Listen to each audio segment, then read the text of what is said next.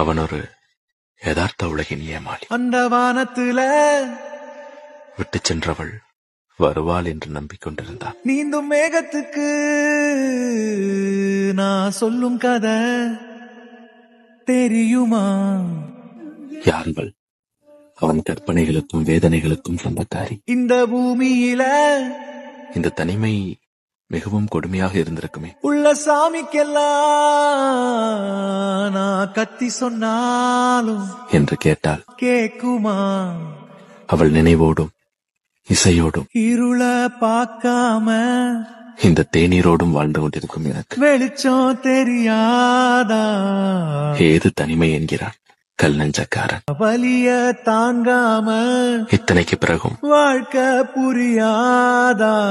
8 தசையும் கேட்டிருக்க அவளை காதலிக்கத்தான் வேண்டுமா? வழியே கிடையாதா?